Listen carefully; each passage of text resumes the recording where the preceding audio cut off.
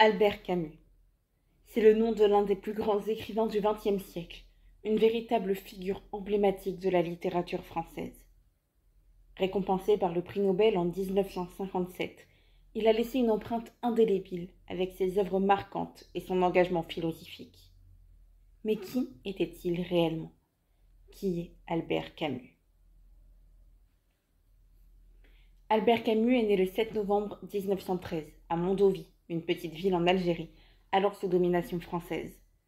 Son père, Lucien Camus, est mort pendant la Première Guerre mondiale, laissant Albert et son frère Lucien au sein de leur mère Catherine, une femme de ménage à moitié sourde.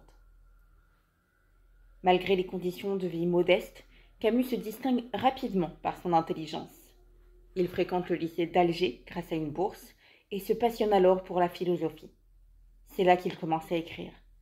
Il est notamment inspiré par les paysages lumineux de l'Algérie et par les injustices sociales qu'il observe. Dans les années 1930, Camus s'engage dans le journalisme, écrivant pour divers journaux engagés.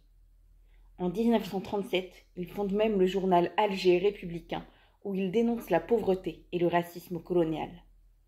Ce travail lui vaut des ennuis avec les autorités, mais renforce sa détermination à lutter contre les injustices. Pendant la Seconde Guerre mondiale, Camus rejoint la résistance française.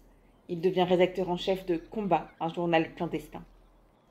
C'est d'ailleurs aussi à cette période qu'il publie ses œuvres les plus célèbres, L'étranger et le mythe de Sisyphe, entre autres, explorant l'absurdité de l'existence et la quête de sens. En 1957, Albert Camus reçoit le prix Nobel de littérature, récompensant son œuvre riche et complexe. Camus se décrit lui-même comme un écrivain de l'absurde, mais son message va bien au-delà. Il prône la révolte, l'amour de la vie et de la dignité humaine. Il critique ouvertement les totalitarismes, qu'ils soient de gauche ou de droite, et plaide pour une justice sociale équilibrée. Sa pensée humaniste et sa quête de vérité continuent d'influencer des générations d'intellectuels et d'artistes. Nous sommes 3 ans après cette remise de prix.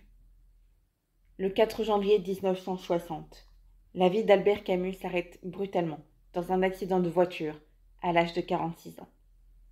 Il vient de célébrer le jour de l'an de 1960 dans sa maison de Lourmarin avec sa famille et ses amis, notamment Janine et Michel Gallimard, le neveu du célèbre éditeur Gaston Gallimard, ainsi que la fille de Janine, Anne. Camus devait rentrer au départ en train, mais décide de rester quelques jours de plus et de rentrer avec le couple d'amis venus en voiture.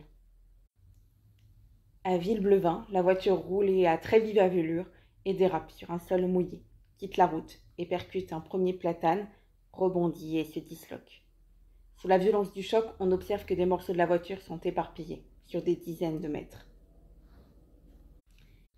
Si les 2 femmes présentes dans la voiture sont sérieusement blessées, les 2 hommes décèdent. Michel Gallimard a souffert de plusieurs fractures au crâne. Il fut hospitalisé, mais meurt 6 jours après l'accident. Albert Camus, quant à lui, décède sur le coup. Malgré ce décès en accident de voiture, son œuvre, elle, continue de résonner à travers le monde. Camus nous a laissé un héritage de réflexion sur l'absurdité de la condition humaine, mais aujourd'hui sur la nécessité de trouver du sens et de la beauté dans l'existence. Ses romans, ses essais, ses pièces de théâtre restent des œuvres majeures, étudiées et admirées partout dans le monde. Camus est plus qu'un écrivain.